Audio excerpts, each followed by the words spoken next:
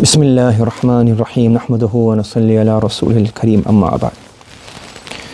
So we're discussing some stories from the life of Mufti Mahmud Ashraf Usmani rahmatullahi alayhi. So as Malna was saying early this week, we should try at every opportunity that we get to try to do khidmah of deen, to say two words to somebody that will benefit somebody. You don't have to do a Jummah bayan, you don't have to be a teacher of hadith, you don't have to be a teacher of tafsir, you don't have to have a huge YouTube channel or YouTube following. Wherever you get a chance, just try and do the khidmah of deen. Try to do something, try to say something, try to benefit the ummah. Yes? Don't give up any opportunity. And obviously in that you also have to have moderation. Don't overdo it. Don't do it in a way where people become annoyed. Look at the circumstances, the situation. But the summary is this, that our ultimate goal in life should be that wherever we get a chance, we try to encourage people to come onto religion. This is the ultimate goal of this ilm, is that we practice upon it and we propagate it to others. We shouldn't try to have all these different formalities and these different requirements and here and there. So here he mentions his son mentions a very interesting story. So he says here that in Karachi, in Darul, there was the main masjid in Darul Karachi, which is where all the students would gather together for Jummah Salah, the big masjid. That's, if you get a chance, look at it on YouTube, it's a very nice masjid. It's very similar to the Haram. They've got one what's it called? One minaret. That it's not the exact size, but they've scaled it to the minaret in Masjid Nabawi. So it's similar scale. And even the doors, they look very similar to very smaller, but look very similar to the doors of Masjid Nabawi. And then they named it after, you have like Bab Bilal and Bab Furan in Masjid Nabawi. They named it after the ulama, the founding fathers of Darul Karachi. So if you get a chance, look at it on YouTube, it's very interesting.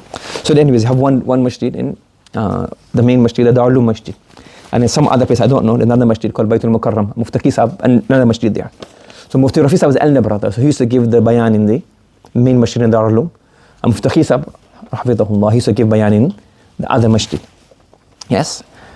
And he used to say, he was always a backup. He was always a backup. That any of those two can't do it, then I would do it.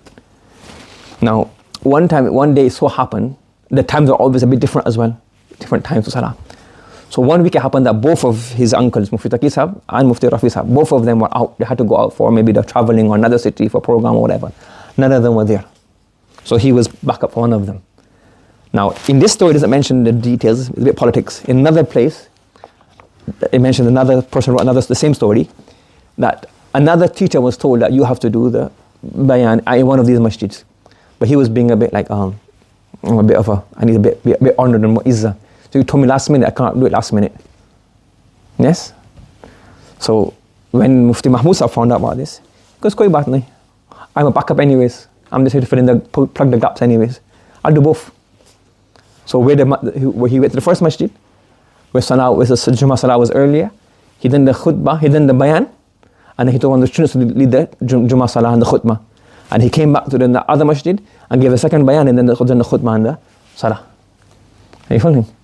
So it's like he gave two khutbahs in one day. Two bayans in one day, at one time. One masjid, then quickly went to the other masjid and put somebody to do the khutbah and the bayan, the khutbah and the salah, and they came to this masjid and the khutbah, the bayan, the khutbah and the salah. Like, you don't have to, whenever you get a chance. You don't have to be, you didn't ask me in time, was it a formal asking, you can't just do last minute. He said, whenever I get a chance. That's his humility as well, and also his yearning. And then the yearning to see how much they would strive to, anytime you get a chance to propagate deen, never give it up. And he says, the last time my father gave a bayan that we have on record is the 7th of February 2020. So in 2020 was the last bayan. And in the bayan, we could tell his voice he was like running out of breath. So immediately after the bayan, we took him to the doctors, and the doctors said his heart is only working 15%. His heart is only at 15%. And in that stage, he gave a bayan. But in the bayan, he couldn't manage it. And he was just short of breath, etc. And then at the end, when he tested him, only 15% his heart was working. So this is examples of how we should. Number one is we should always try our utmost to propagate the word of Islam, propagate the word of Rasulullah sallallahu alaihi wasallam. Anytime we get, any chance we get, don't be like, it's not enough here. There's only one student. What's the point of only having one student or two? Who knows? One student might end up doing something. That one student may benefit, may not benefit. Maybe because that one student coming, Allah give you barakah somewhere else, you get 10 students somewhere else. Who knows when you say something. The main thing is not how much you have, is the maqbooliyah. And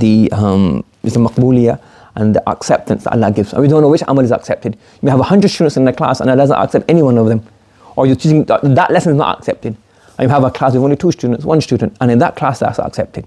So we must make sure that we, whatever we can, try to do the work of deen and practice and propagate the religion of Islam.